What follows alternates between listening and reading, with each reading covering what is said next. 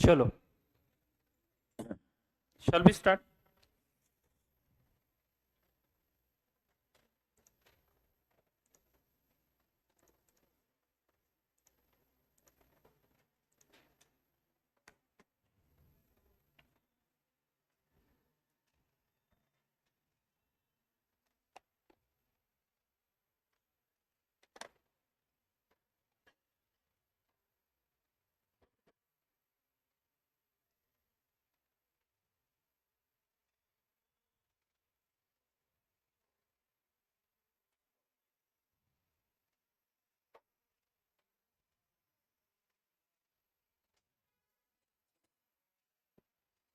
दरवाजा बंद करो ना प्लीज। ये लगा दो वहां पे stair.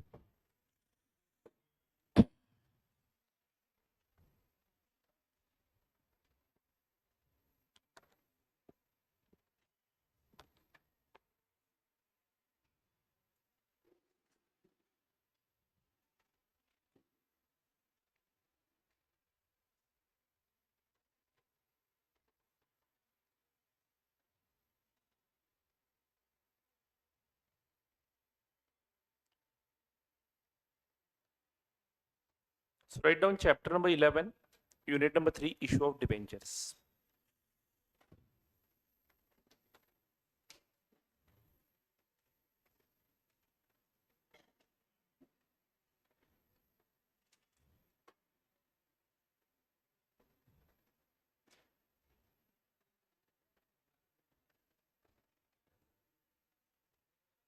Issue of debentures.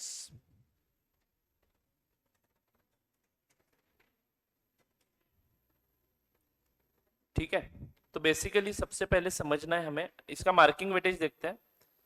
Average marking weightage old syllabus के अनुसार 5 मार्क्स का ही था और मुझे लगता है कि आगे भी ये 5 मार्क्स का ही रहेगा, इससे ज्यादा इसको वेटेज नहीं है। But now suddenly this chapter is very important because issue of debentures के वक्त हम बहुत सारी प्रोविजंस वगैरह करते हैं जो रिडम्पशन के वक्त काम आती है। ठीक है, बाद में रिडम्पशन भी करना है डिबेंचर्स का। ठीक है, पहले डिबेंचर मतलब क्या समझ लेते हैं। हमने इसके पहले डिस्कशन किया था शेयर मतलब क्या समझ लिया। हमारा जो टोटल कैपिटल है वो इंडिविजिबल पार्ट्स में बांटना is equal to a share. Is it right? तो दोस्तों टोटल कैपिटल अगर 10 लाख का है और अगर आप एक शेयर 10 रुपए का बनाते हो जो फेस वैल्यू के नाम से जाना जाता है, तो आपका टोटल नंबर ऑफ शेयर्स कितना हो जाएगा? 1 lakh shares of rupees 10 each। यानी अब ये टुकड़ों में लोगों को बेचा जाएगा। बेचा जाएगा इन द सेंस लोग इन्वेस्ट करेंगे हमारे कंपनी के शेयर्स में। तो इनडायरेक्टली यहां पे हम लोग टोटल कैपिटल को नंबर ऑफ यूनिट्स में डिवाइड करते हैं। लेकिन शेयर के केस में हम लोगों को पब्लिक के पास से जो कंट्रीब्यूशन आता है उसके बदले में उनको क्या देना पड़ता है? वोटिंग राइट्स देने पड़ते हैं। Is it right? यानी इसके एक हर शेयर को हम एक वोटिंग राइट देते हैं। Mostly 1 share carries 1 voting right. ये वोटिंग राइट आप डिफर भी कर सकते हो जिसको डिफरेंशियल वोटिंग राइट वाले शेयर्स बोला जाता है, बट अभी वो फाउंडेशन में ज्यादा इरिलेवेंट नहीं है। तो एक शेयर इज इक्वल टू एक वोटिंग राइट होता है। Are you getting it? तो मान लो हर एक व्यक्ति अगर 1 लाख शेयर्स में से एक एक ही शेयर खरीदता है तो ये जो हमारा कंपनी का कंट्रोल है ये 1 लाख लोगों के पास चला जाएगा। Are you all getting this? यानी हर व्यक्ति अगर एक ही शेयर खरीदता है तो 1 लाख शेयर्स खरीदने के लिए कितने लोग चाहिए मुझे? 1 लाख लोग चाहिए। यानी 1 लाख लोगों ने किसी कॉमन पॉइंट पे आके यस बोलना है, तब जाके डिसीजन मेकिंग होगा। Are you all getting this? तब जाके डिसीजन मेकिंग होगा। वैसे यहां पे पैसा कितना आ रहा है? 1 लाख शेयर्स का 10 रुपए के अनुसार कितना पैसा आ रहा है कंपनी में? 10 लाख रुपए मिल रहा है। 10 लाख रुपए मैं यूज करना चाहता हूं, मैं मशीन खरीदूं या बिल्डिंग खरीदूं, ये डिसीजन लेना है तो मुझे कितने लोगों से पूछना पड़ेगा? पूरे 1 लाख लोगों को डिस्कस करना पड़ेगा ये बात। अब प्रैक्टिकली ऐसा नहीं होता है। मोस्टली क्या होता है, 1 लाख शेयर्स में से 60,000 शेयर्स प्रमोटर अपने पास रखता है और बचे हुए 40,000 शेयर्स पब्लिक को इशू किए जाते हैं, सो दैट प्रमोटर को पूछने की जरूरत ना पड़े, क्योंकि 50% से ज्यादा वोटिंग जिसके पास है वो डिसीजन मेकिंग में पॉजिटिव इंपैक्ट कर सकता है। इज इट राइट और not? Are you getting the problem here? Voting right का प्रॉब्लम है। शेयर्स में क्या है, वोटिंग राइट्स हमें उन शेयर्स के साथ देने पड़ते हैं, मतलब इनडायरेक्टली शेयर होल्डर्स मैनेजमेंट में इंटरफेयर करेंगे। Do you all agree with this?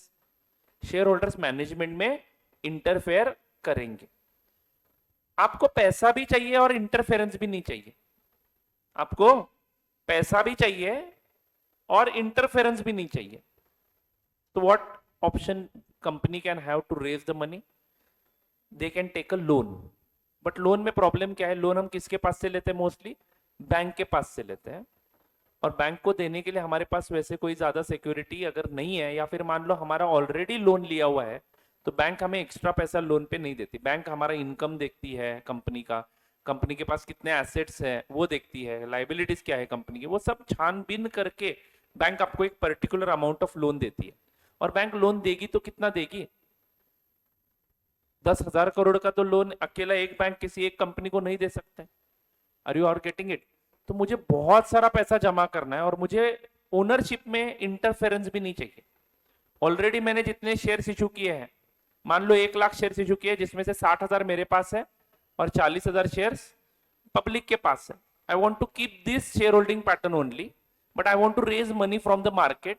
And दूसरी एक इंपॉर्टेंट चीज, जब कोई भी शेयर होल्डर बन जाता है तो वो लगभग उसके पास जितने शेयर्स है उसमें प्रोपोर्शनेटली भागीदार बन जाता है हमारे प्रॉफिट्स में। यानी मान लो कंपनी को बहुत सारा फायदा हुआ तो वो सभी शेयर होल्डर्स के साथ शेयर करना पड़ता है। तो मेरे पास अगर 60% शेयर्स है तो मैं 60% प्रॉफिट एंजॉय करूंगा, बचा हुआ 40% किसको मिलेगा? दूसरे पार्टी को, जो पब्लिक को मिलेगा। Are you getting it? तो मैंने 10 लाख का प्रॉफिट कमाया तो 10 लाख में से 6 लाख मेरा, 4 लाख उनका। मैंने 20 का प्रॉफिट कमाया तो 12 लाख मेरा, 8 लाख उनका, पब्लिक का। अरे बोलो ना। तो पब्लिक का भी शेयर बढ़ा कि नहीं? जब 10 लाख था तो प्रॉफिट कितना मिल रहा था उनको? 4 लाख। बट जब वही प्रॉफिट 10 से 20 पे गया तो शेयर होल्डर जो दूसरे हैं उनको भी फायदा बांटना पड़ा, उनको 8 लाख देने पड़े। बराबर भी है, 40% उनका, 60% हमारा प्रमोटर का। Are you all getting this? तो ये सारे ड्रॉबैक्स होते हैं शेयर्स में। शेयर्स में ड्रॉबैक क्या है? एक तो वोटिंग पावर आपका डाइल्यूट हो जाता है। मान लो ऑलरेडी हमने 1 लाख शेयर इशू किए हैं, आर यू गेटिंग दिस, जिसमें से 60,000 मेरे पास है और 40,000 पब्लिक के पास है। दोस्तों मैं शेयर्स की बात क्यों कर रहा हूं? क्योंकि मुझे डिबेंचर्स का कंसेप्ट समझाना है। अभी आपको पता है व्हाट इज डिबेंचर, बट फिर भी डिबेंचर इशू करने की ऐसी क्या जरूरत पड़ी कंपनी को जो काम शेयर से नहीं हो रहा था? अभी तो पैसा इकट्ठा करना यही ऑब्जेक्टिव है ना आपका, तो शेयर्स तो आप इशू कर ही सकते हो आराम से, और उसका प्रोसेस हमने ऑलरेडी डिटेल में पढ़ लिया। तो ये डिबेंचर का क्या चक्कर है? तो मैं आपको बता रहा हूं कि शेयर्स में क्या डिसएडवांटेजेस है। पहला डिसएडवांटेज क्या है? कंट्रोल डाइल्यूट हो सकता है आपका। मतलब मान लो, ध्यान से सुनो बच्चों, मैंने 1 लाख शेयर्स ऑलरेडी इशू किए, मैंने 1 लाख शेयर्स ऑलरेडी इशू किए हैं। Are you getting it? जिसमें से मेरे पास कितने हैं? 60,000, और बाकी बचे हुए 40,000 किसके पास है? पब्लिक के पास। Are you getting it? And ये किसके पास है? प्रमोटर के पास। कंपनी को पैसों की जरूरत है, इसलिए कंपनी ने और 1 लाख शेयर इशू करने का सोचा, ठीक है ना? और ये 1 लाख के 1 लाख शेयर्स मान लो पूरे पब्लिक ने खरीद लिए, तो अब पब्लिक का होल्डिंग कितना हो जाएगा? 1,40,000, पहले के 40,000 और ये नए वाले 1 लाख, यानी टोटल शेयर्स 2 लाख होंगे हमारे कंपनी ने इशू किए हुए, जिसमें से मेरे पास कितने होंगे? 60,000। तो परसेंटेज में देखा जाए तो 2 लाख में से मेरे पास कितने? बस 60,000 डिवाइडेड बाय 2 लाख, यानी मेरे पास बस 30% बचे। पहले कितने हुआ करते थे? 60% हुआ करते थे, अब सिर्फ 30% बचे। पहले पब्लिक के पास 40% हुआ करते थे, अब पब्लिक के पास 70%। यानी ये सब पब्लिक इकट्ठा होकर मेरे डिसीजंस को ना बोल सकता है क्या? तो ये एक ड्रॉबैक हमेशा रहता है अगर आप शेयर से पैसा उठाना चाहते हो मार्केट में। शेयर्स को वोटिंग पावर देना पड़ता है, बराबर है क्या? प्लस अभी आगे से यहां से आगे जो भी प्रॉफिट कंपनी कमाएगी उसमें से 70% प्रॉफिट किसको जाएगा? पब्लिक को। यानी एक्स्ट्रा प्रॉफिट एक्चुअली मिलना किसको चाहिए? ओरिजिनल ओनर्स को मिलना चाहिए, बट ये भी नए ओनर्स आ गए इसमें, तो इनको भी मिलेगा वो। तो जितना ज्यादा प्रॉफिट कंपनी कमाएगी उतना शेयरिंग इनके साथ होता ही जाएगा इसी प्रोपोर्शन में। यानी ज्यादा प्रॉफिट्स सभी लोगों में बांटने पड़ेंगे। तो ये एक ड्रॉबैक होता है शेयर इश्यू करने में। इन ड्रॉबैक से अगर आपको बचना है तो there is one more mechanism to raise a money from the market, that is called as a debenture. अब ये डिबेंचर क्या है? Same concept like shares, same concept like share, nothing new. Shares में भी एक कागज का टुकड़ा देते थे और पैसा लेते थे। डिबेंचर में भी क्या करेंगे हम लोग? कागज का टुकड़ा ही देंगे और उनके पास से पैसा लेंगे, पब्लिक के पास से, लेकिन इसके टर्म्स एंड कंडीशंस थोड़े से अलग है। डिबेंचर में voting rights are not given, but दूसरी एक चीज देनी पड़ेगी ना उनको। एक चीज कम कर रहे हो तो दूसरी एक चीज देनी पड़ेगी। Debentures, share holders are owners of the company, debenture holders are creditors या फिर लोनर्स ऑफ द कंपनी। ठीक है, उनको सिक्योरिटी देना पड़ता है पैसों के लिए। उनके पैसे जो हमारे पास आएंगे उसके बदले में हमारे कंपनी के एसेट्स उनके लिए गिरवी रखने पड़ते हैं। मतलब फ्यूचर में मान लो आपने पेमेंट नहीं किया तो डिबेंचर होल्डर्स डायरेक्टली उन एसेट्स पे कब्जा कर सकते हैं और पैसा वसूल कर सकते हैं। डिबेंचर होल्डर्स को फिक्स रेट से इंटरेस्ट देना है, यानी कंपनी को ज्यादा फायदा हुआ तो ज्यादा पैसे नहीं चाहिए उनको, कंपनी को नुकसान हुआ तो चुप भी नहीं बैठेंगे। जितना आपने कमिटमेंट दिया है इंटरेस्ट का उतना कमिटेड इंटरेस्ट उनको देना ही पड़ेगा, चाहे कंपनी फायदे में हो या फिर नुकसान में। ज्यादा फायदा हुआ मत दो हमें ज्यादा फायदा, सर नुकसान हुआ तो रो मत, हमारा इंटरेस्ट हमारे अकाउंट पे हर तारीख को क्रेडिट होना चाहिए। यानी टर्म्स एंड कंडीशन अलग है। शेयर्स में, शेयर के केस में क्या कंपलसरी प्रॉफिट देना पड़ता है शेयर होल्डर्स को? कंपनी नुकसान में गई तो शेयर होल्डर का पैसा गया। ये शेयर्स के टर्म्स एंड कंडीशंस। वैसे दोनों कंसेप्ट क्या अलग है क्या? डिबेंचर्स में क्या होगा? हम डिबेंचर सेम तरीके से जैसे शेयर्स इशू किए जाते हैं ना मार्केट में, वैसे सेम तरीके से डिबेंचर्स भी इशू करेंगे। किसको? पब्लिक को। What is a debenture then? Debenture is a small part of a total amount you want to raise from debentures. तो आपको डिबेंचर्स इशू करके मान लो 50 लाख रुपए रेज करना है और आप एक डिबेंचर की फेस वैल्यू 100 रुपए रखते हो, तो कितने डिबेंचर इशू करने पड़ेंगे आपको पब्लिक को? 50 लाख डिवाइडेड बाय 100 यानी 50,000 डिबेंचर्स यू आर इशूइंग। तो 50,000 लोग आपके डिबेंचर्स अगर खरीदते हैं, हर एक बंदा अगर एक एक डिबेंचर खरीदता है तो आपके पास कितने आ जाएंगे? 50 lakh. It's so simple concept. What is a debenture? It isn't it like a share? Yes, but share have different rights and debentures have different rights. यहां पे फर्क पड़ता है। लेकिन सर अकाउंटिंग में क्या फर्क पड़ेगा? कुछ नहीं। जैसे शेयर्स के केस में अकाउंटिंग होता था, एप्लीकेशन मनी लेते थे और शेयर्स अलॉट करते थे, वैसे डिबेंचर के केस में भी वैसे ही होगा। डिबेंचर का एप्लीकेशन मनी लेंगे और डिबेंचर्स अलॉट कर देंगे। Share holders where the owners of the company, तो हम उनको कभी कभार इंस्टॉलमेंट सिस्टम अलाउ करते थे। मोस्टली नहीं होता है, प्रैक्टिकल लाइफ में instalment system is not allowed my friends. अभी आप कल परसों कोई आईपीओ को अप्लाई करो, पूरा पैसा आपको भरना है, विद प्रीमियम इशू करते हैं आजकल तो। पुराने वाला जमाना अलग था। पुराने वाले जमाने में लोगों के पास पैसे ज्यादा हुआ नहीं करते थे, अब सब लोग अमीर बन गए। Is it right? India is a growing economy, almost सबके पास पैसे आने शुरू हो गए एंड यूथ ज्यादा होने के कारण काम करने वाले लोग ज्यादा है। अर्ली स्टेज में कमाने वाले एक था और खाने वाले 10 थे, अब कमाने वाले 4 हो गए और खाने वाले 4 ही है। ऑफकोर्स 4, कमाने वाला एक कैसे हो सकता है, खाने वाला एक कैसे हो सकता है, बाकी के 3 बिना खाए काम करेंगे। I hope you are getting my point. हर फैमिली में यही सिचुएशन है नाउ, बिकॉज वी, अभी बहुत सारे लोगों ने प्रिडिक्ट किया था कि इस पीरियड में इंडिया बहुत डेवलप हो जाएगा। क्यों? क्योंकि यूथ उनको दिख रहा था वहां। हम जब छोटे बच्चे थे तो इंडियन इकोनॉमी वाज डाउनग्रेडेड, बहुत ही कम लेवल पे हम काम कर रहे थे क्योंकि कमाने वाला एक ही था। हमारे पेरेंट्स का ही एग्जांपल ले लो ना, आपके पेरेंट्स अकेले ही कमाते थे घर में, या फिर आई थिंक आपके जनरेशन के पेरेंट्स 2 लोग तो कमाते होंगे, ठीक है, पता नहीं, या फिर अकेला ही कमाता होगा। बट नाउ इट इज, मेरे घर में देखोगे तो 4 लोग कमाते हैं, पूरे फैमिली की बात करूं तो। Obviously number of members are also more, but फिर भी अर्लियर एक ही बंदा कमाता था, 4 लोग खाते थे। यहाँ पे अब उल्टा है, ठीक है। एनीवे उसमें नहीं जाना है, मुझे सिर्फ इतना बताना है कि आपको अगर कंपनी को अगर वोटिंग पावर नहीं देना है, and extra profit share holders के साथ, सॉरी इन्वेस्टर के साथ नहीं बांटना है, तो debenture is the best option. ठीक है ना। तो डिबेंचर मतलब क्या, सिंपल है, same concept like share capital. 50 lakh अगर आपको शेयर से इशू करने हैं, शेयर से रेज करने हैं, और अगर आप एक शेयर की फेस वैल्यू 100 रुपए डिसाइड करते हो, तो कितने शेयर इशू करोगे, 50,000 शेयर इशू करोगे। बस वही सेम प्रोसेस डिबेंचर्स में। 50 लाख अगर आपको डिबेंचर से इशू करने हैं, ओके, डिबेंचर से रेज करने हैं, और अगर आप एक डिबेंचर 100 रुपए का बनाते हो, अब सर एक डिबेंचर 100 का बनाना है या 200 का बनाना है या 1000 का बनाना है, ये किसका डिसीजन है, कंपनी का। बट मोस्टली डिबेंचर्स कौन से होते हैं, 100 रुपए फेस वैल्यू वाले होते हैं। Same concept, face value means what, now face value in case of debenture means value printed on debenture certificate. तो यहां पे भी हम एक सर्टिफिकेट इशू करेंगे और पैसे लेंगे, किसके पास से, अब शेयर होल्डर नहीं बोलेंगे, अब इनको क्या बोलेंगे, डिबेंचर होल्डर्स। और इनको जो राइट्स देंगे हम लोग, इसमें वोटिंग राइट नहीं देंगे, लेकिन इनको एक एश्योरेंस भी देंगे कि आपको हम फिक्स इंटरेस्ट देंगे। तो जो लोग सेफ इन्वेस्टमेंट करना चाहते हैं वो हमारे कंपनी के डिबेंचर्स खरीदेंगे। तो सर आप हमें यह बताओ कि कंपनी पैसा जो रेज करना चाहती है, वो शेयर से रेज करना बेहतर है या डिबेंचर से रेज करना बेहतर है।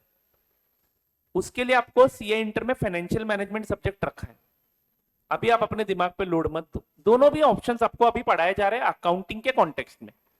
बट मेरा यह कहना है, अगर आपके कंपनी का प्रॉफिट मेकिंग एबिलिटी अच्छा है तो डिबेंचर्स इशू करना बेहतर होता है।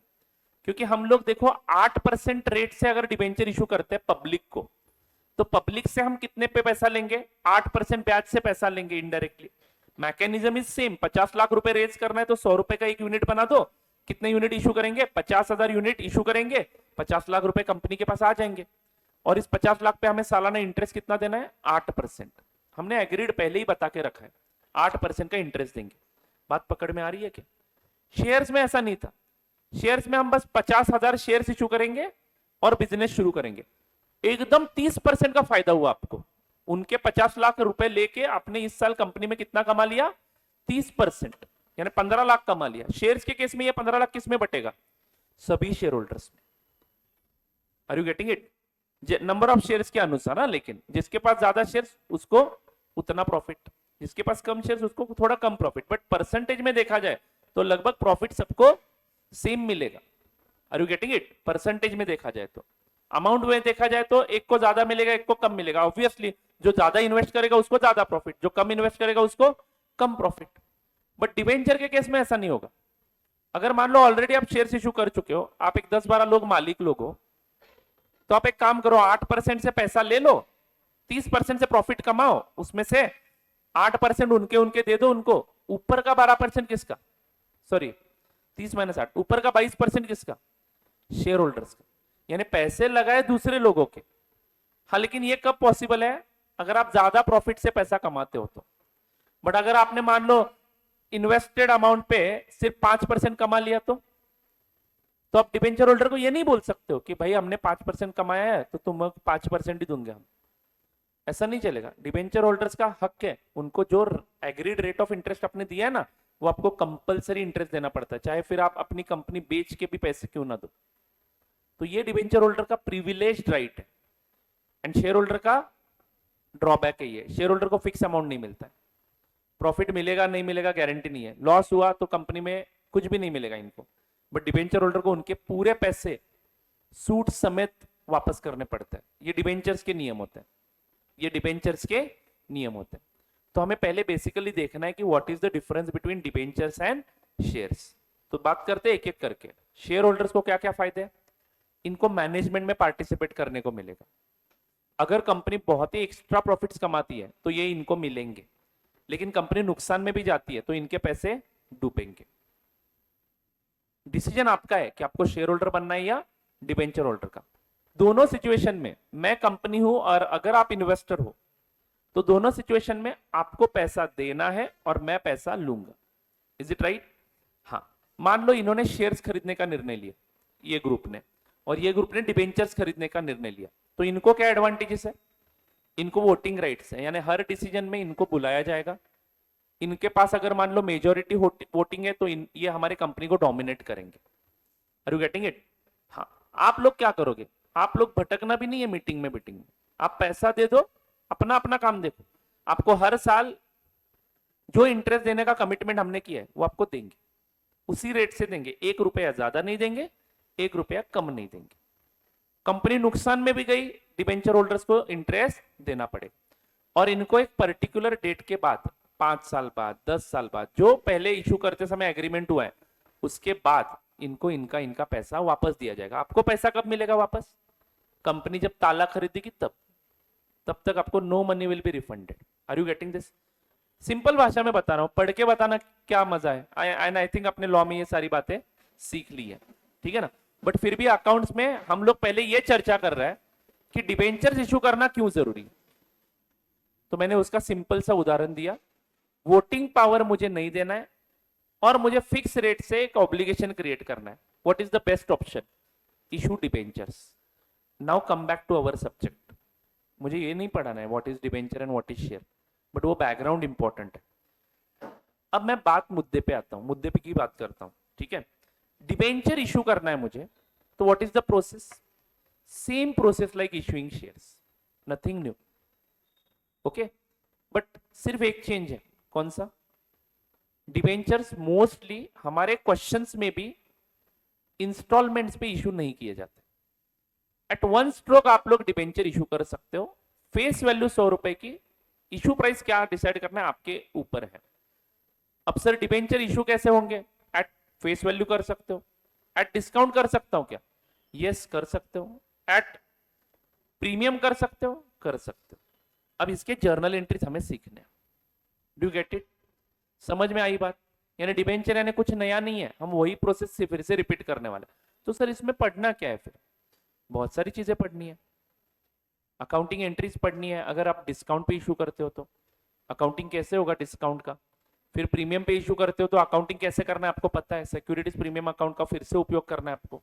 एंड एट पार इशू करते हो तो बहुत ही आसान है, bank account debit to debentures account. और ये डिबेंचर नाम की जो लाइबिलिटी होती है इसको कहां पे दिखाना है? बैलेंस शीट में। तो बैलेंस शीट का फॉर्मेट अपने देखा है, पहला पार्ट कौन सा था? Share holders fund. Share holders fund यानी मालिक लोगों के पैसे। क्या डिबेंचर होल्डर्स कंपनी के मालिक होते हैं? No, they are lenders, right. वो आपको मनी लोन पे देते हैं, they are not the owners of the company. So इनको हमें कहां पे दिखाना है? इनकी लाइबिलिटी को लॉन्ग टर्म बोरोइंग्स करके नॉन करंट लाइबिलिटीज में दिखाना है। लाइबिलिटीज का देखा था हमने डिस्कशन, बैलेंस शीट की लाइबिलिटीज कैसे डिवाइड करनी है हमें? 3 पार्ट्स में, share holders fund, then actually 4 parts है, money received against, sorry, share application money pending, allotments दूसरा पार्ट था, तीसरा था नॉन करंट लाइबिलिटीज एंड चौथा था करंट लाइबिलिटीज। तो दोस्तों डिबेंचर्स नॉन करंट लाइबिलिटी में पहला हेडिंग है, कौन सा? लॉन्ग टर्म बोरोइंग्स, क्योंकि ये मोस्टली लॉन्गर पीरियड के लिए इशू किए जाते हैं। डिबेंचर कोई ऐसा 1 साल के लिए कोई इशू नहीं करता है, बराबर है ना। बड़ी बड़ी कंपनियां हैं, 50-50 हजार करोड़ इनको चाहिए, तो ये डिबेंचर्स के थ्रू भी ये पैसे रेज कर सकते हैं। कंपनी क्या करेगी? प्रोस्पेक्टस इशू करेगी। सेम प्रोसेस डिबेंचर इशू करने के लिए, कंपनी पहले एक पार्ट बनाएगी, पूरे 50 करोड़ चाहिए, एक डिबेंचर 100 रुपए का बनाएंगे। तो कितने डिबेंचर इशू करने पड़ेंगे? 50 lakh. 50 lakh debentures of rupees 100 each public को इशू किए जाएंगे बाय वे ऑफ प्रोस्पेक्टस। उसमें एक एप्लीकेशन फॉर्म भी डाला जाएगा, फिर वो प्रोस्पेक्टस जो लोग इंटरेस्टेड पार्टीज है एडवर्टीजमेंट करेंगे हेवी कि हम डिबेंचर इशू कर रहे हैं हमारी कंपनी के द्वारा, ब्याज रेट 10% मिलेगा। 10% देख के तो आओगे कि नहीं आओगे? आएंगे बहुत सारे लोग, क्योंकि एफडी करके कितना मिलता है? 5-6% बैंक से। अगर आपको 10% का इंटरेस्ट रेट में कमिटमेंट कर रहा हूं और आपको सिक्योरिटी में हमारे कंपनी के एसेट्स भी दे रहा हूं, एंड अगर आप इंटेलिजेंट इन्वेस्टर हो और कंपनी अच्छी है आपको पता है, तो आप इन्वेस्ट करोगे कि नहीं? करेंगे। तो ऐसे डिबेंचर्स भी इशू किए जाते हैं। तो एक एप्लीकेशन डेट का, एप्लीकेशन करने का लास्ट तारीख देंगे, प्रोस्पेक्टस में लिखा होगा। उस तारीख के पहले आप लोग क्या करोगे एज ए इन्वेस्टर? आप कितने डिबेंचर खरीदना चाहते हो into whatever amount we have charged, company को रेमिट करोगे। कंपनी के बुक्स में पहली एंट्री आएगी, bank account debit to debenture application account, and बाद में क्या करना पड़ेगा? डिबेंचर का allotment, debenture application account debit to 9%, sorry कितने percent? 10% debenture account. That's it, यही तो करना है हमें। तो सर इसमें ऐसी कौन सी खास बात है? ये तो हमने ऑलरेडी शेयर्स में पढ़ा है। इसमें 2-3 इंपॉर्टेंट ट्रीटमेंट्स है, वो बस पढ़ना है। बहुत ही छोटा सा चैप्टर है, खत्म करेंगे। चलो राइट डाउन। फटाफट फटाफट लिखते हैं। Accounting entries for issue of redeemable debentures.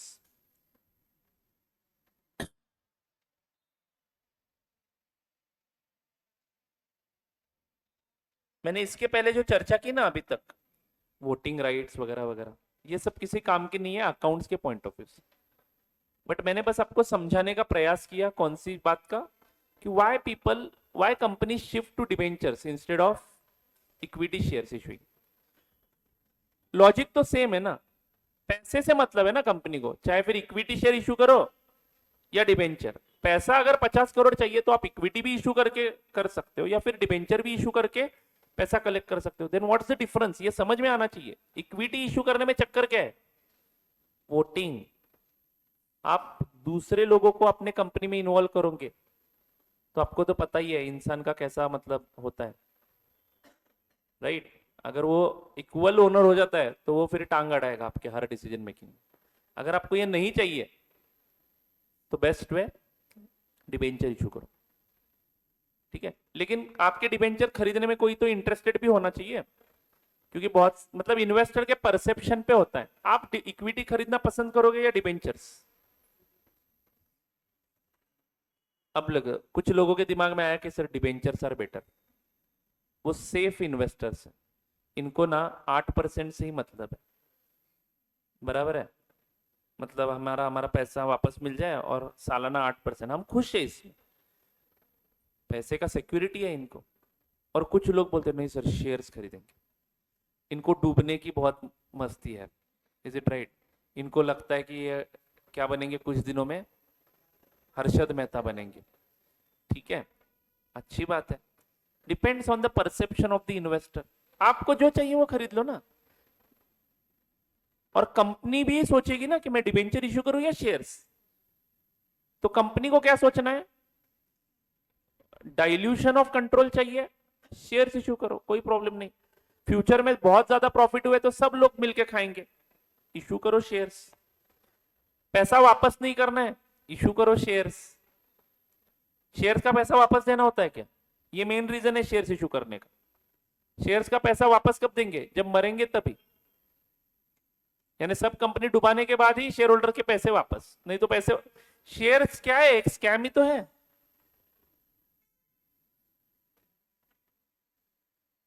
देखो मैंने अभी यस बैंक में पैसा डाला, मुझे वापस कब मिलेगा? कब मिलेगा?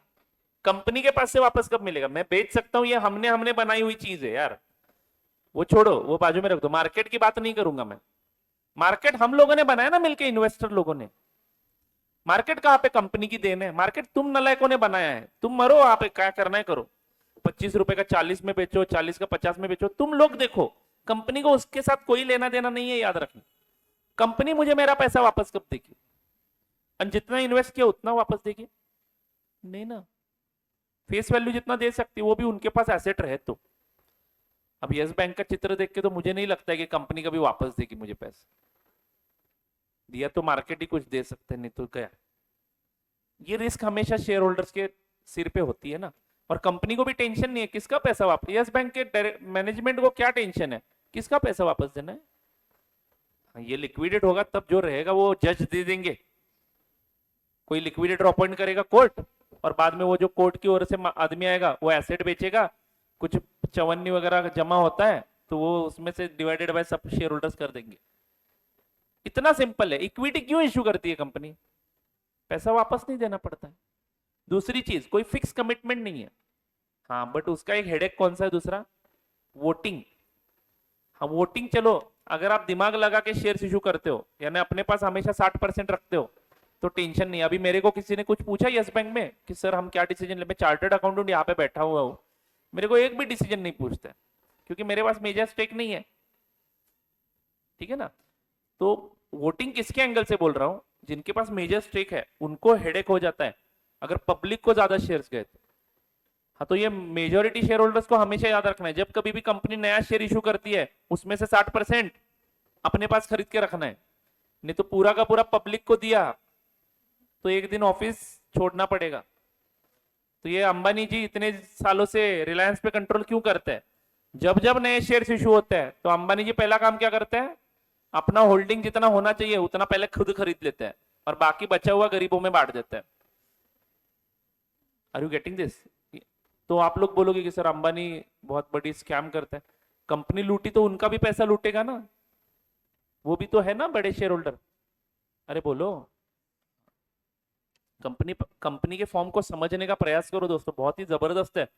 In fact you should also incorporate companies, future में जाओ कंपनीज बनाओ, लोगों से पैसे ले लो, बड़ा बिजनेस करो।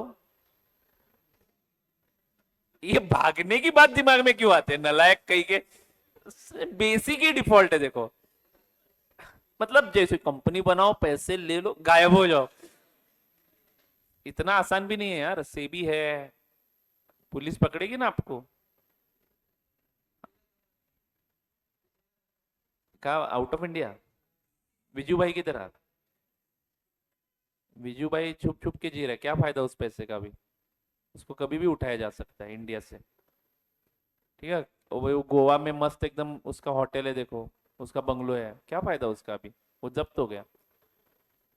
एनीवे जान दो, क्या पता वो कैसी जिंदगी जी रहे हैं। यहाँ पे मतलब इंडिया में ऐसा भी सुना हुआ है कि पॉलिटिशियन जेल में जाते हैं, सब एसी वगैरह लेके जाते जाते जाते हैं। तो क्या बात है। चलो 5 साल की सजा भी हुई, एक 30-40 करोड़ का स्कैम किया, 5-6 साल की एसी में बैठ के, मतलब जेल में बैठ के अगर मुझे इंस्टाग्राम देखने को देते हैं तो क्या प्रॉब्लम है। यहाँ पे भी बैठ के मैं इंस्टा ही देख रहा हूँ, वहां पे भी बैठ के मैं इंस्टा ही देखूंगा, है कि नहीं। एटलीस्ट 5 साल के बाद जब मैं बाहर आऊंगा तो मेरे पास बहुत सारी एसेट्स तो होंगी। तो स्कैम्स आर ऑल्सो गुड। देखो अगर कोई होता है तो बोल दो, मुझे भी बता ना। एनीवे आगे बढ़ता हूँ। स्कैम करने के लिए बहुत बड़ा कलेजा चाहिए लेकिन, ओके। क्या हुआ Sujal? Scams are not good? चांगले असतात? मैंने कुछ नहीं बोला आपको करो करके, ठीक है। चलो एनीवे, हाँ तो बात कर रहे थे शेयर्स या डिबेंचर्स। हाँ तो ये हेडेक नहीं चाहिए आपको। कौन सा? ओनरशिप नहीं देना है किसी को, ओनरशिप अपना अपना अपने पास रखना है, डिबेंचर इशू करो। ठीक है ना। डिबेंचर के क्या फायदे हैं? फिक्स रेट से इंटरेस्ट देना है। तो अगर आप 40%, मतलब आप 1 रुपया बिजनेस में लगाते हो तो 40 पैसे कमाते हो, ऐसा आपका बिजनेस है, तो what should you prefer? Debentures. दूसरे का 1 रुपया लेंगे, अपने बिजनेस में लगाएंगे, 40 पैसे कमाएंगे और उसको कितना देंगे? 8 पैसा। ऊपर का 32 पैसा किसका? मेरा। चलो इशू करते हैं डिबेंचर। लेकिन ये जितना दिखने में अच्छा दिखता है उतना बुरा भी है। दूसरे से 1 रुपया लेंगे, कंपनी में डालेंगे, डुबाएंगे, 8 पैसे दे दो, डूबा तो भी 8 पैसे देना पड़ेगा, यानी लॉस के केस में भी इंटरेस्ट देना पड़ेगा। ये ड्रॉबैक है डिबेंचर का। अगर आपको ये रिस्क नहीं चाहिए फिक्स पेमेंट का, प्लस वो जो मेन प्रिंसिपल पैसा मिलेगा ना, प्रिंसिपल अमाउंट, वो आपको पर्टिकुलर पीरियड के बाद लौटाना पड़ेगा, बिकॉज कंपनीज एक्ट में इररिडीमेबल डिबेंचर्स इशू करने की परमिशन नहीं है। आपको डिबेंचर इशू करना है तो कंपनीज एक्ट बोलता है रुको, आप कंपनी हो, आप हमारे बनाए हुए नियमों के अनुसार चलोगे, आपको इररिडीमेबल डिबेंचर इशू करने का परमिशन हम नहीं देते, बात खत्म। तो करना है तो रिडीमेबल डिबेंचर इशू करो। रिडम्पशन पीरियड भी मैक्सिमम कितना रखना है? 20 साल तक, बात खत्म। यानी 20 साल के ऊपर का डिबेंचर हम इशू कर ही नहीं सकते, यानी 20 साल के बाद तो आपको फिक्स पैसा वापस देना पड़ेगा।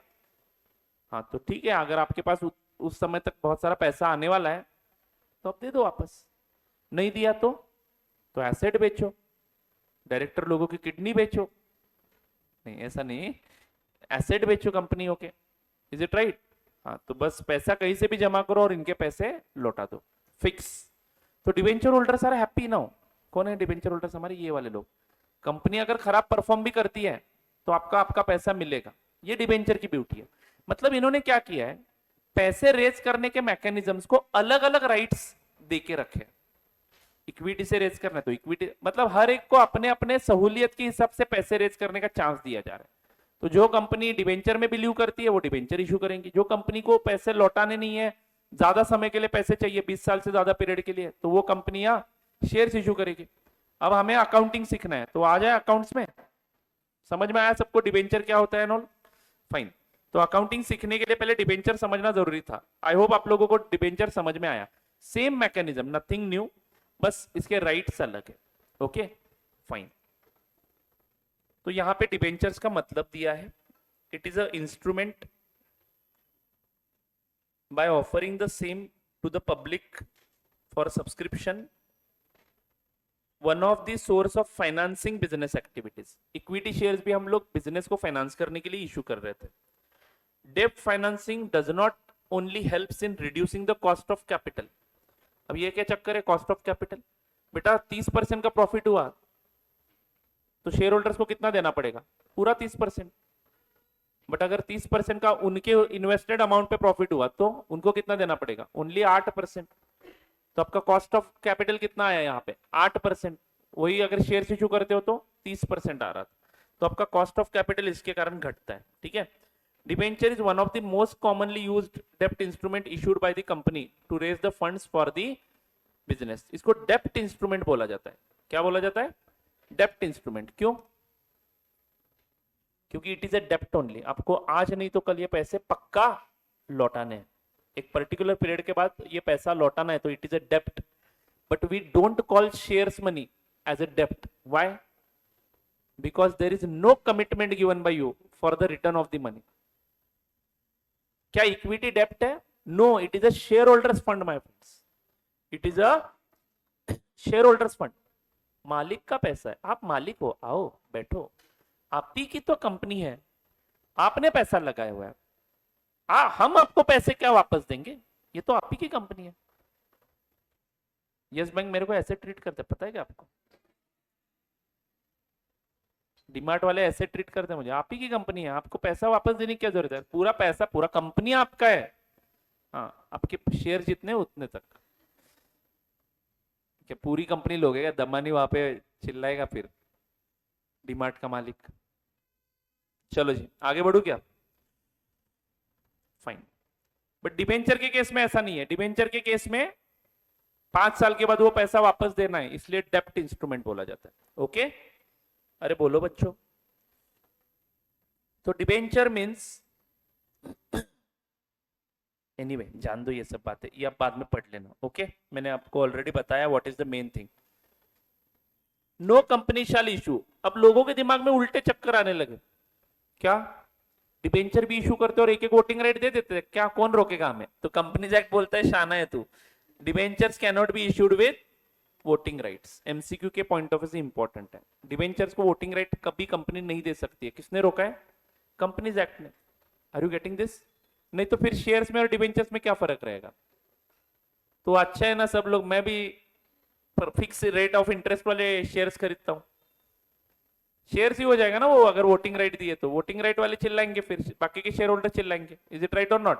और दूसरी चीज, डिबेंचर्स इररिडीमेबल भी इशू नहीं किए जा सकते, यानी जो फीचर शेयर को है वो डिबेंचर्स को कभी नहीं हो सकते। Features of debenture, document which evidences loan made to the company, fixed interest bearing security, ये यानी आपको किसी भी हालत में फिक्स्ड इंटरेस्ट देना पड़ेगा। Then interest is payable at a predetermined fix rate regardless of level of profit. अब ये पॉइंट क्या बोलता है, देखो दोस्तों, मान लो चलो सब लोगों ने डिबेंचर्स खरीद लिए, ओके, अथर्व के पास भी डिबेंचर्स है। Now Atharva wants some interest for his daily expenses. इसने मुझे मेरे कंपनी के कितने डिबेंचर्स खरीद लिए, 1000 डिबेंचर्स खरीद लिए। 100 रुपए के हिसाब से कितना रुपए इन्वेस्ट किया, 1000 इंटू 100, 1 लाख रुपए उसने कंपनी में इन्वेस्ट किया। 8% का ब्याज उसको देना है। 1 अप्रैल को इसने डिबेंचर्स खरीदे। मान लो इसको 5 अप्रैल को पैसों की जरूरत है, तो अथर्व मेरे पास आएगा, कंपनी में आएगा, ऑफिस में, कंपनी के ऑफिस में, और बोलेगा सर वो 1 लाख रुपए दिए थे, 5 दिन का इंटरेस्ट, मुझे जरा पैसे की जरूरत है, प्लीज दो ना। तो क्या कंपनी अथर्व को 5 दिन का इंटरेस्ट दे देगी, मान लो दे दिया, तो और 3 दिन के बाद अथर्व आता है, और अथर्व सिर्फ अकेला नहीं आता है, और 4 लोगों को लेके आता है। ऐसे कंपनी जब मांगेगा तब इंटरेस्ट मिलता है, तो लाइन लग जाएगी ना सभी डिबेंचर होल्डर्स की। जब जिसी को जब जरूरत है वो आके उतना उतना उसको इंटरेस्ट देना है। अथर्व को 5 दिन का इंटरेस्ट देना है, लेकिन उसके मर्जी के हिसाब से या कंपनी खुद डिसाइड करेगा कि कब देंगे। ऑब्वियसली कंपनी को डिसाइड करना पड़ेगा, नहीं तो इतने करोड़ों लोगों ने इन्वेस्टमेंट करके रखा है, और अगर मान लो ऐसा लिख के देते हम लोग कि आपको जब चाहिए तब इंटरेस्ट देंगे, अगर रात को 12 बजे आते हो तो भी इंटरेस्ट देंगे, तो बेटा क्या हालत होगी कंपनी की। कंपनी मेन धंधा बाजू में रखेगी और सिर्फ इंटरेस्ट बांटती रहेगी, क्योंकि करोड़ों लोग अपने अपने सहूलियत के हिसाब से इंटरेस्ट लेने आ जाएंगे ना। तो कंपनी कभी ऐसा नहीं करता है। कंपनी डिबेंचर जब इशू करता है तब पहले ही बता देता है कि हम आपको इंटरेस्ट कब पे करेंगे। तो मान लो 1 अप्रैल को डिबेंचर इशू किया है, तो कंपनी ने डिबेंचर इशू करते समय डिबेंचर सर्टिफिकेट पे ही लिखा हुआ है कि हर साल में हम 2 बार इंटरेस्ट पे करेंगे, 30 सितंबर को एंड 31 मार्च को। तो 30 सितंबर को कौन सा इंटरेस्ट पे कर दिया जाएगा, 1 अप्रैल से 30 सितंबर तक का, 6 महीने का, पहले 6 महीने का, एंड फिर 31 मार्च को 1 अक्टूबर से 31 मार्च का। Is it a very simple concept? क्यों मैंने लॉजिक बताया आपको, क्योंकि कंपनी हर एक को एंटरटेन नहीं करेगी, और ये इंटरेस्ट किसको कितना पे किया, अथर्व को 5 दिन का पे किया है, अब अगली बार वो आएगा तो और 3 दिन का देंगे, फिर उसके बाद अगली बार आएगा और 4 दिन का देंगे, तो ये रिकॉर्ड कौन रखता बैठेगा कि अथर्व को मैंने 10 दिन का दिया है, बचा हुआ 180 में से 10 दिन गए, 170 दिन का आप पे करते हैं, ऐसा नहीं हो सकता है ना।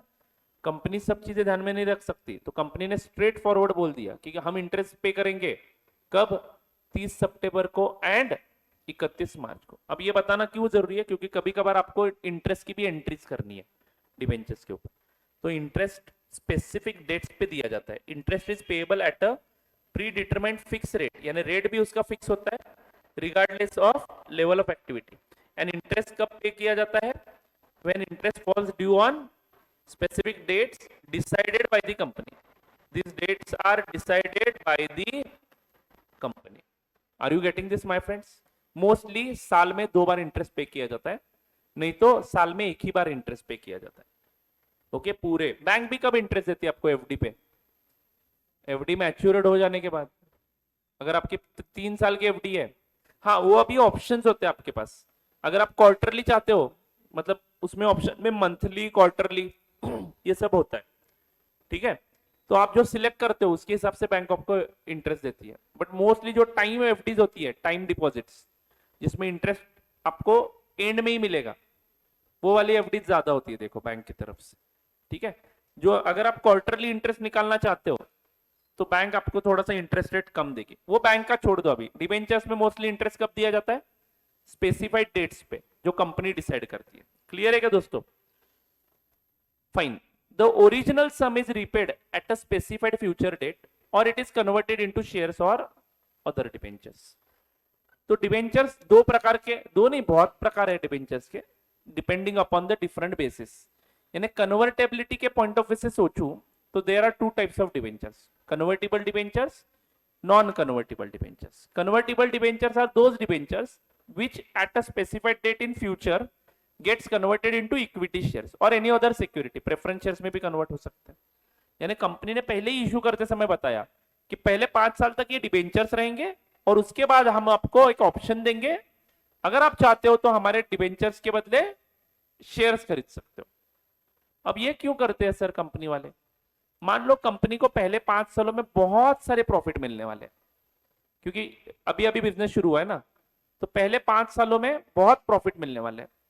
तो ओनर्स को पता है कि पहले 5 सालों में बहुत प्रॉफिट्स है और 5 साल के बाद हम मार्केट में स्टैग्नेंट हो जाएंगे, उसके बाद एवरेज प्रॉफिट्स मिलेंगे, और पैसा बहुत चाहिए कंपनी को ये प्रोजेक्ट करने के लिए जिसमें पहले 5 सालों में बहुत प्रॉफिट मिलने वाला है।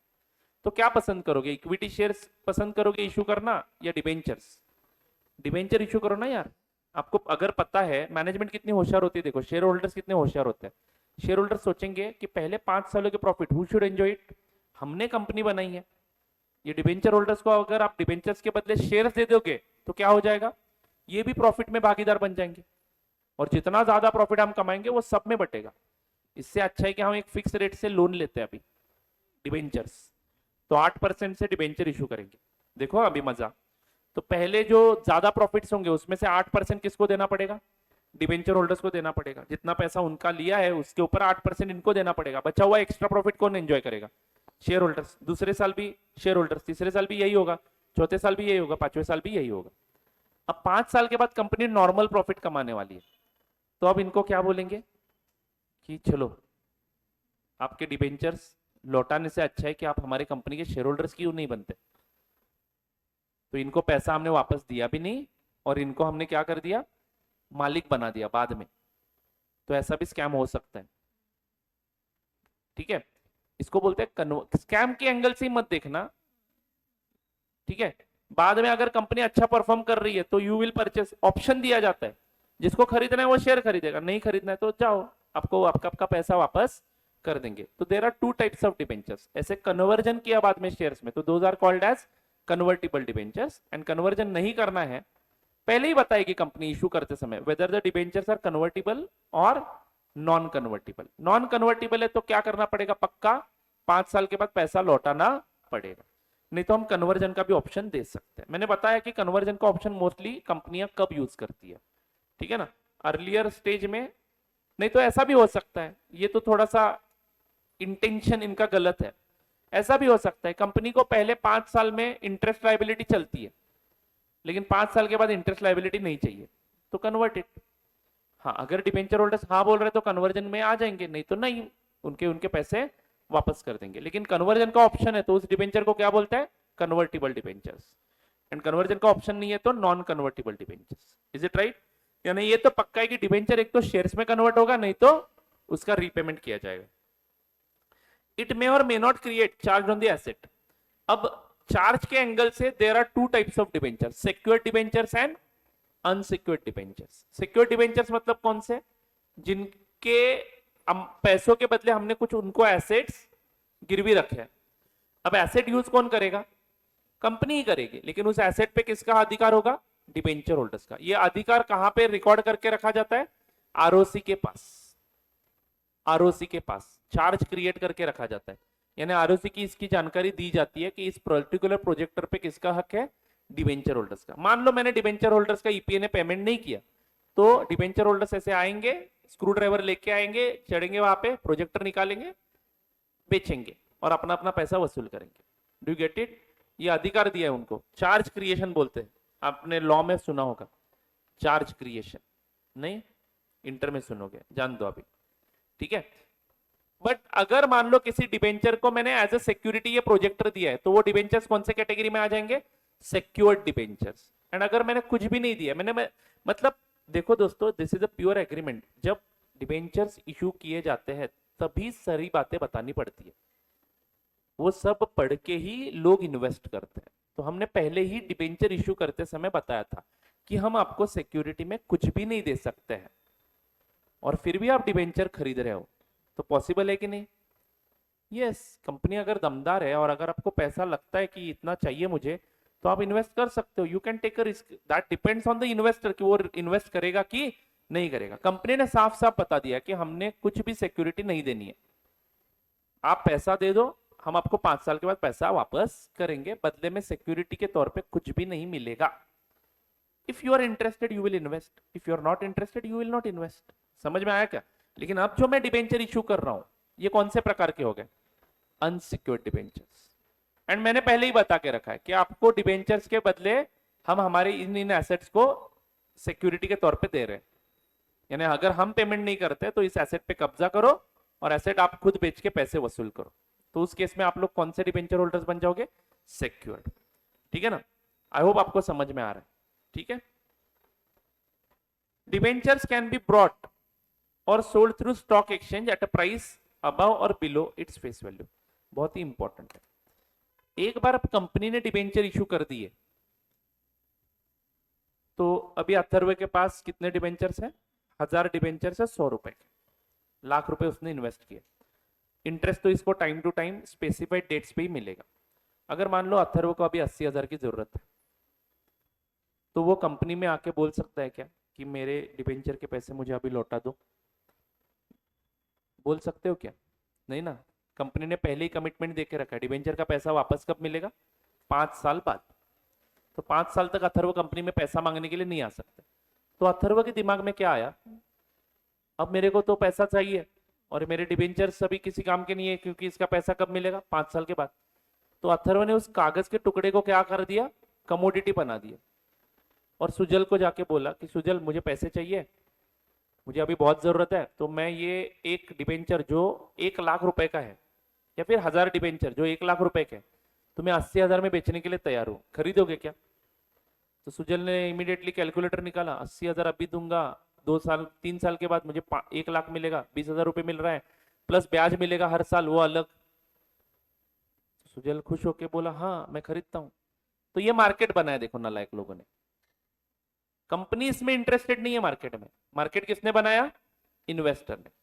अगर मान लो इंटरेस्ट रेट बहुत ही ज्यादा है, तो अथर्व को भी पता है इंटरेस्ट रेट 12% का इसके ऊपर, तो सुजल वैसे भी बैंक में एफडी कर रहा था। सुजल आके अथर्व को बोलता है कि मेरे पास 1 लाख रुपए है, मैं एफडी कर रहा हूँ, 5% मिलेगा ब्याज। तो अथर्व को भी पैसे की जरूरत थी। अथर्व ने बोला कि अरे एफडी क्यों कर रहे हो, पागल हो क्या? मेरे पास एक डिबेंचर है कंपनी का, मुझे अभी पैसों की जरूरत है, 1 लाख के बदले तू 1,05,000 में खरीद ले, मेरे पास से अभी 5,000 रुपये एक्स्ट्रा दे दे मुझे, और ये तू खरीद ले, और इसके ऊपर तुझे 1 लाख पे 12% यानी 12,000 हर साल का मिलेगा। तो सुजल ने कैलकुलेट करके देखा, उसको लग रहा है कि ये प्रॉफिटेबल डील है, खरीद लिया। मतलब 1 लाख का डिबेंचर अथर्व कितने में बेच सकता है?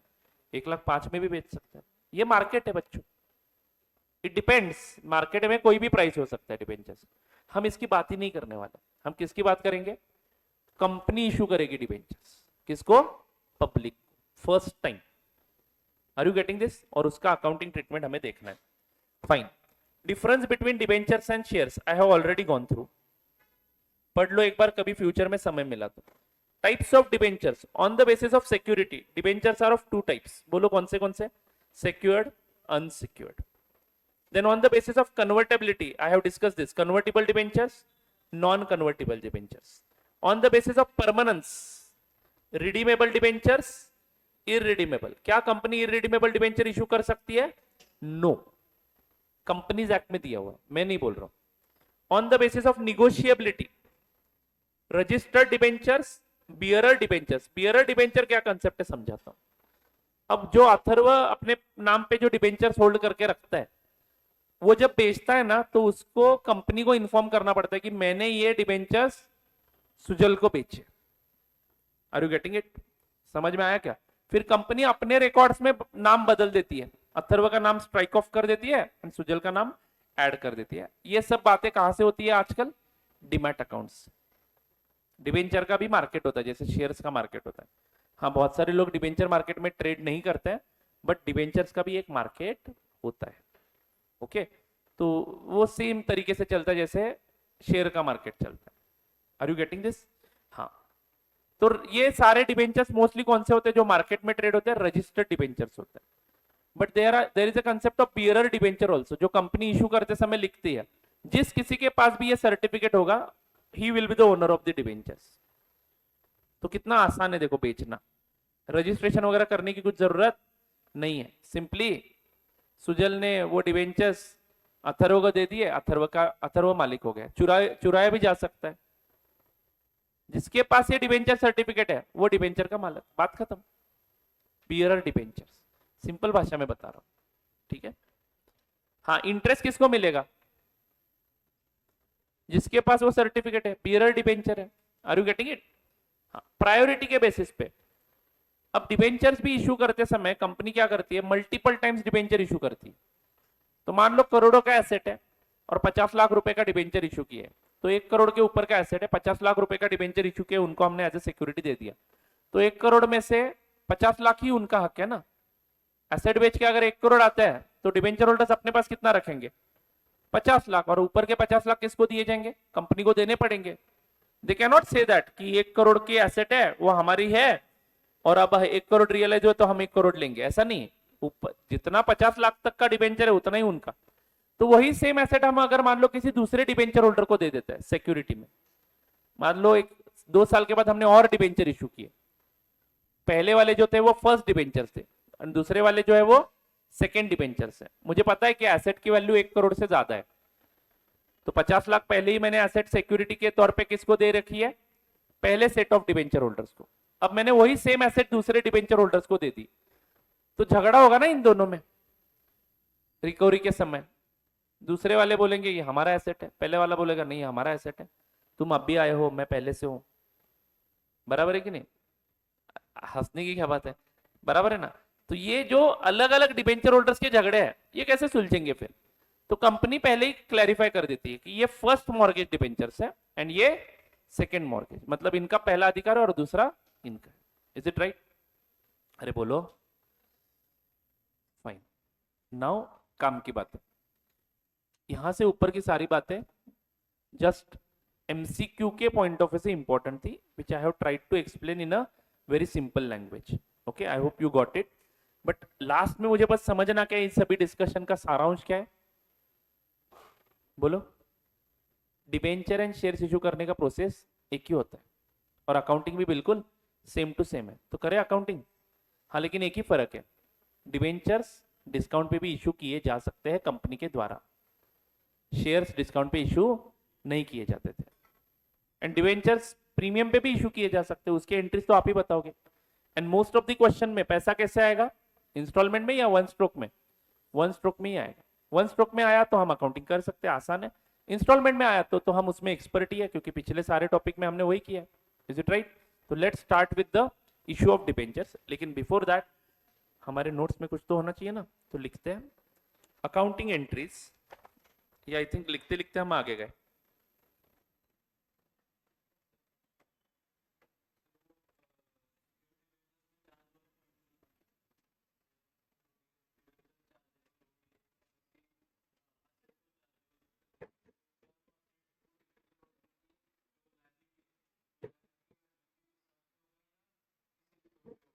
उससे ज्यादा होगा मोस्टली, मोस्टली उस लाइबिलिटी से ज्यादा अमाउंट का होता है वैसे, बट जरूरी नहीं है, ऐसा कोई रूल नहीं है।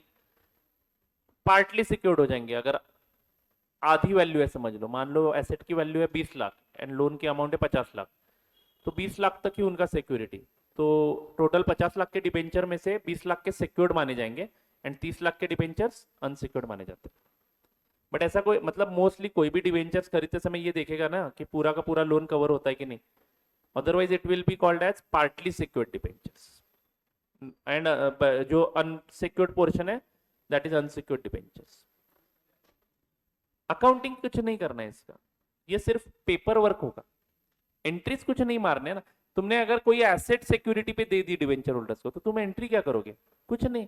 एसेट तो कंपनी के बुक्स में एसेट साइड पे दिखेगा, लाइबिलिटी लाइबिलिटी में दिखेगा, बस तुम्हें एक नोट लिखना होता है वहां पे, डिवेंचर होल्डर्स के बराबर नीचे एक नोट लिखना होता है कि these are secured by plant and machinery, these are secured by land and building, ये नोट लिखना होता है। बाकी अकाउंटिंग एंट्री इसकी स्पेसिफिक क्या मारोगे?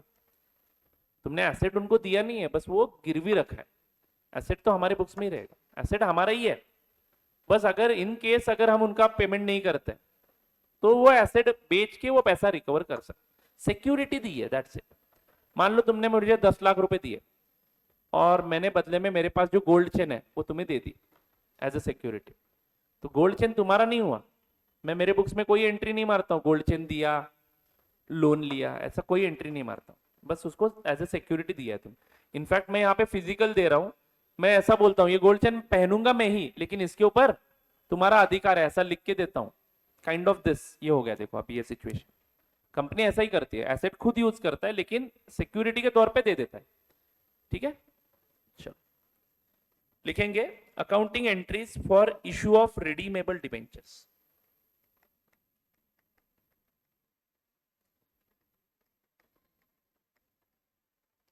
बच्चों आजकल इंस्टीट्यूट कुछ उठपटांग हरकतें कर रहा है, एग्जाम 3 महीने में एक बार रखेंगे वगैरह वगैरह, 4 महीने में एक बार क्या, हाँ वटेवर। तो उस चक्कर में आप मत पढ़ना, आपको खुश होने की जरूरत नहीं, क्योंकि आप जून में पास होने वाले हो ना, हाँ, तो बात खत्म। आप ये क्यों सोच रहे हो कि अगर जून में नहीं हुआ तो मेरा एग्जाम इमीडिएटली आ जाएगा, जुलाई अगस्त सितंबर अक्टूबर, अक्टूबर में आ जाएगा फिर, वो मेरे को भी पता नहीं। यही तो बोल रहा हूँ ना मैं, ये सोचना ही नहीं है, नहीं सोचना ही नहीं है, उस डिस्कशन का पार्ट ही नहीं बनना है हमें, बराबर है ना। यूट्यूब पे क्या देखने की जरूरत है, फिर आप वीडियोस खोल खोल के दिखा रहे हैं, मतलब फ्लायर थंबनेल लगा देते हैं, हाउ इट विल बी, हम लगे जाऊन तो भगत बसतो, तुम्हें क्या जरूरत पड़ी है? तुम्हारा जब वक्त आएगा तब तुम्हें पता चल जाएगा, तुम्हें वो वक्त लाना ही नहीं है। आपका एग्जाम कब है? उसके पहले आ सकता है क्या?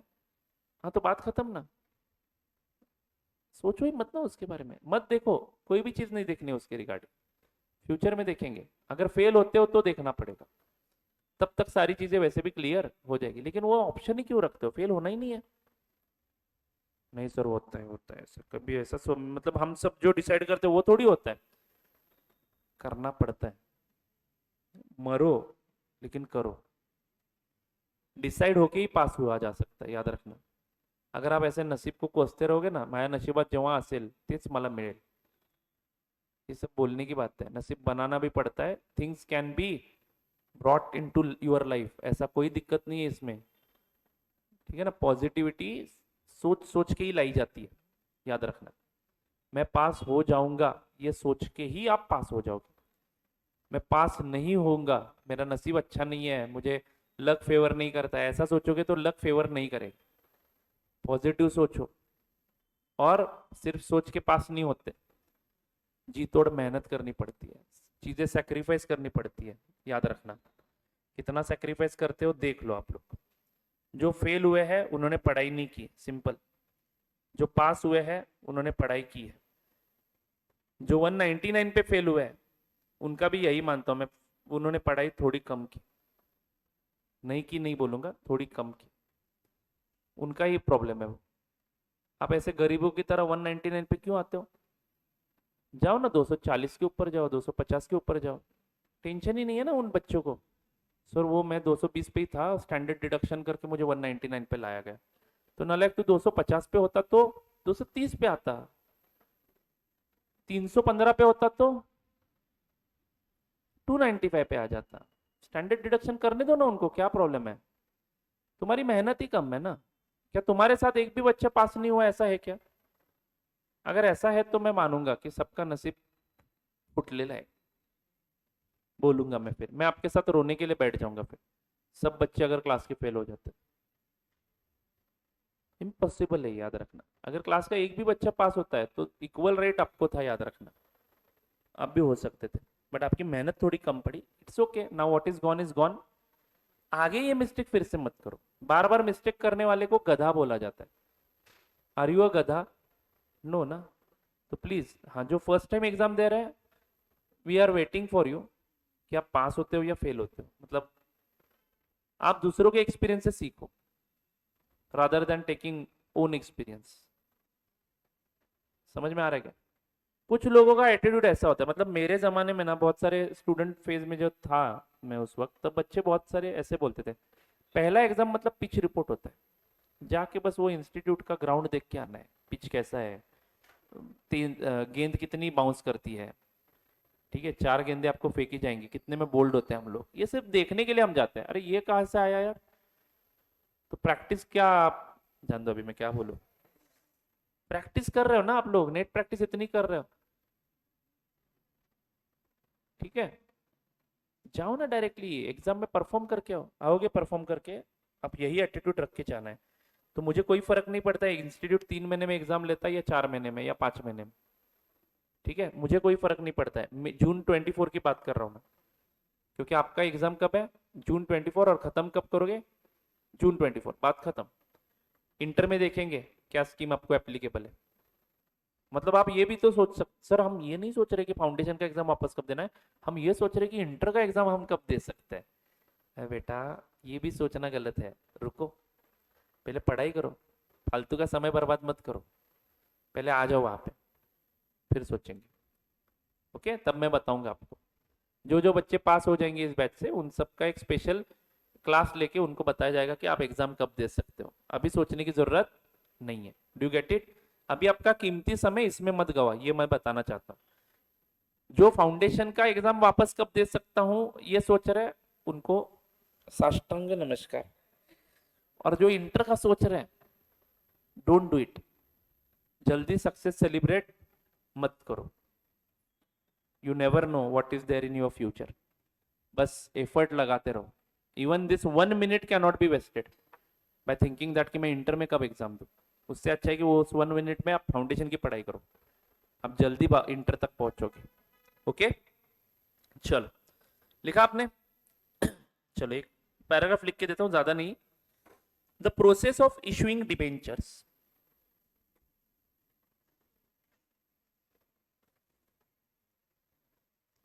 the process of issuing debentures is the same like issuing shares.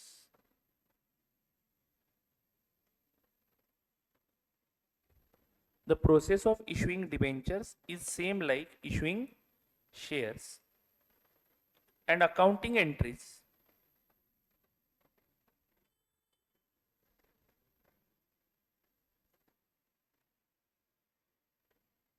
will also be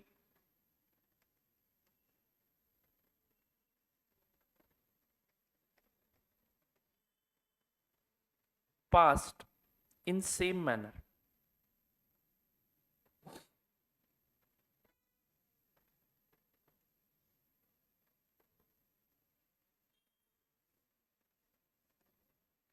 The only thing which we have to consider extra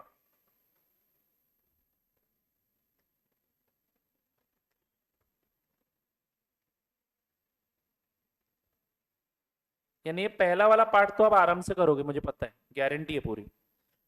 इस पार्ट के बारे में ज्यादा डिस्कशन होगा। The only thing which we have to consider extra here in this topic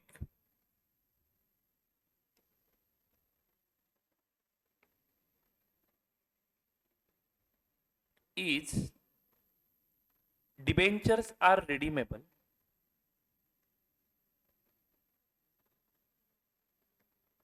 debentures are redeemable after some years.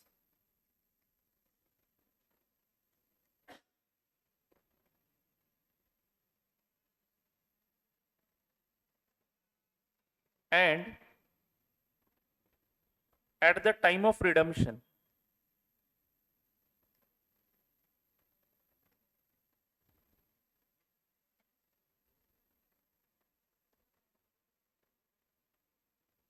they can be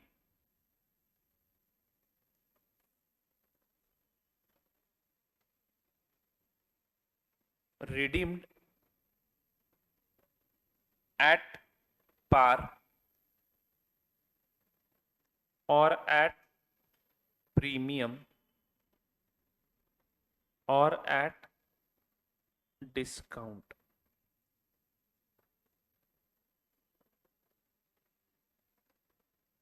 तो redemption के वक्त हमें कुछ प्रीमियम भी भरना पड़ सकता है, या फिर रिडम्पशन के वक्त हम कुछ डिस्काउंट पे भी रिडीम कर सकते हैं, या फिर रिडम्पशन एट पार भी हो सकता है। यानी इस चीज का भी अकाउंटिंग हमें at the time of issue समझना है। ठीक है, बात करेंगे इसके ऊपर। तो ये एक अलग थिंग बस हमें यहाँ पे हाईलाइट करनी है। ठीक है, so according to this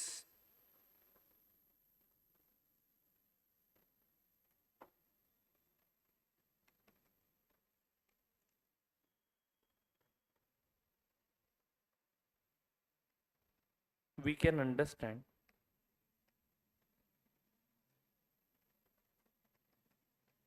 that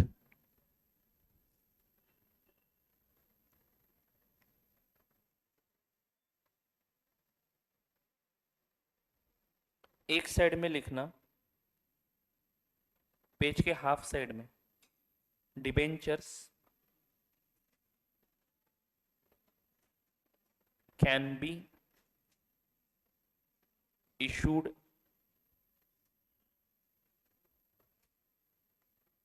at a discount, at par,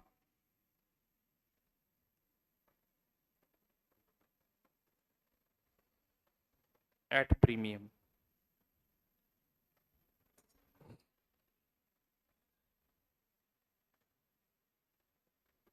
तो debentures can be issued at discount, at par और एट प्रीमियम। और है बीच में, और and they can be redeemed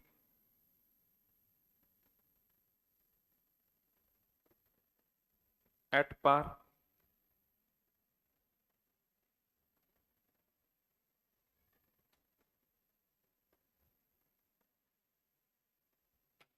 at premium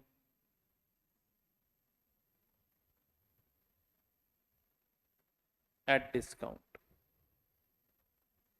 तो वो रिडम्शन भी उसका एट पार हो सकता है, नहीं तो एट प्रीमियम हो सकता है, नहीं तो एट डिस्काउंट हो सकता है। Are you all getting this? अब सर ये क्या चक्कर है दोस्तों? सबसे पहली बात, आज सुबह से जो मैंने डिस्कशन किया उसमें आपको क्या समझा कि company has to compulsory redeem the debentures. ये कंपनी का लॉ है, बराबर है ना? रिडम्शन पक्का है होगा। तो दोस्तों at the time of issue only आपको सब चीजें बतानी होती है। ये सबसे पहली बात आपके दिमाग में फिट कर दो। ये सारे टर्म्स एंड कंडीशंस आपको कब बताने पड़ेंगे कंपनी को? At the time of issue only, कि हम डिबेंचर इश्यू कितने में कर रहे हैं, इसका रिडम्शन कौन से तारीख को होगा, इसके इंटरेस्ट पेमेंट हम कब करेंगे, और रिडम्शन कितने अमाउंट से होगा, ये सब बताना पड़ता है कंपनी को। Are you getting it?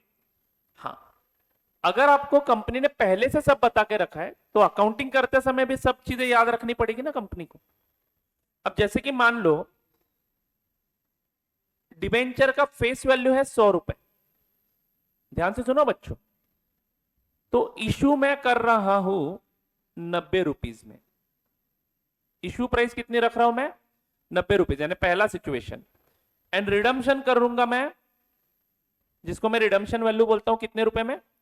100 रुपए में। यानी issued at discount, redeemed at par. समझ में आ रहा है क्या? Debenture issued at discount, redeemed at par. क्या क्या सिचुएशन हो सकती है देखो, यह हुआ पहला सिचुएशन। फिर issued at discount, redeemed at premium हो सकता है, 110 में रिडम्शन कर सकता हूं मैं, एक डिबेंचर की बात करूंगा मैं। तीसरा सिचुएशन क्या हो सकता है बोलो दोस्तों? फेस वैल्यू 100 रुपए है, issued at discount, redeemed at discount.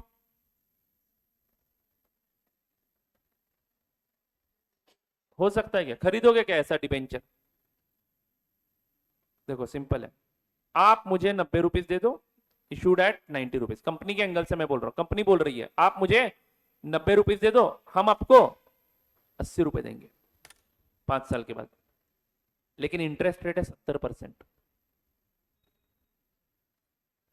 चलते की चलता है क्या? कैलकुलेशन करके देखेंगे ना, क्यों बोल रहे हो?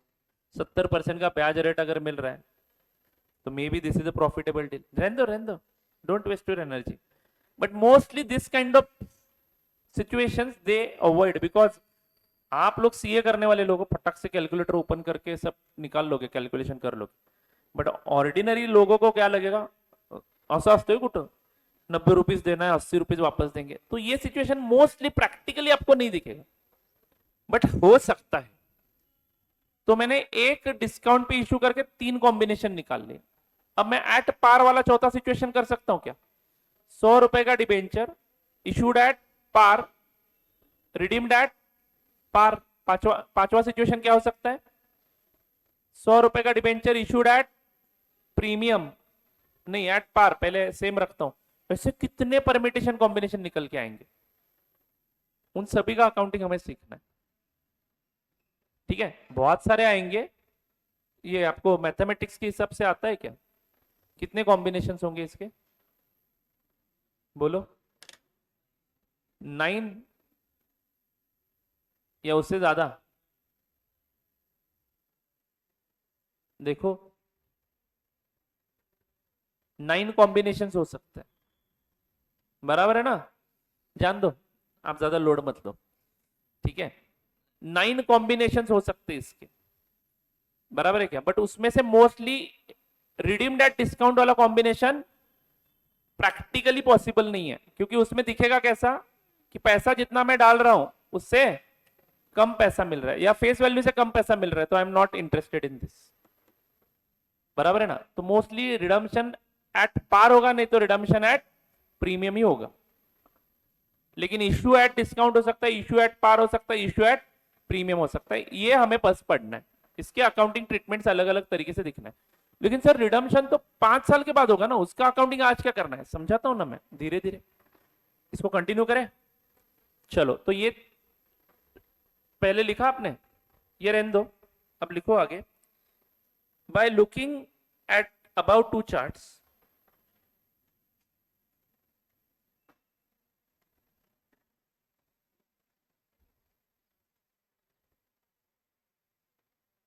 ये नहीं लिखना है आपको। By looking at about 2 charts, total 9 situations can be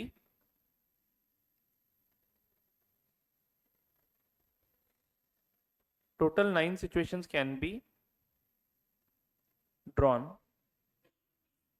but generally debentures are not redeemed at discount, but generally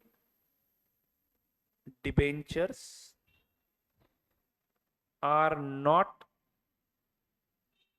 redeemed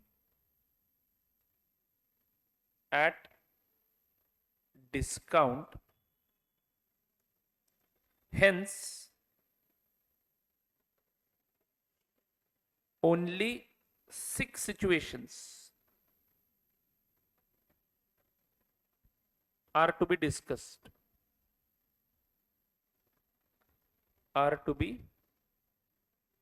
discussed, which are as follows.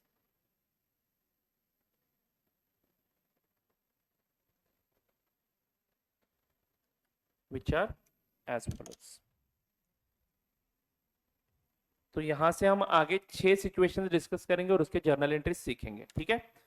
मिलते हैं लंच ब्रेक के बाद।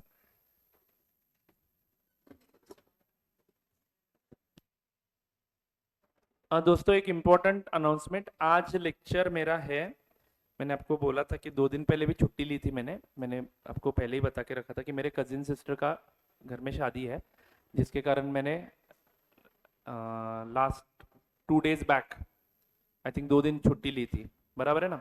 और 1 दिन की छुट्टी की जरूरत है मुझे, because I have some function at home tomorrow, ठीक है।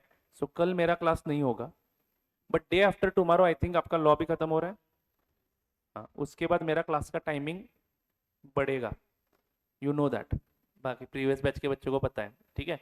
तो वहां से आगे कंटिन्यूस लेक्चर होंगी, तो ये जो कुछ भी छुट्टियां बीच में आई है वो कॉम्पनसेट वहां पे हो जाएंगी। वहां पे मैं कंटिन्यूस बेसिस पे 6-6 घंटे की क्लास भी ले सकता हूँ, ठीक है। हम एक बार ये कंपनी अकाउंट्स खत्म करेंगे तो टाइम में बढ़ाऊंगा, and I will try to finish this subject by 25 March, ठीक है। या फिर उसके पहले भी खत्म कर सका तो कर दूंगा। ज्यादा से ज्यादा कहाँ तक जाएगा,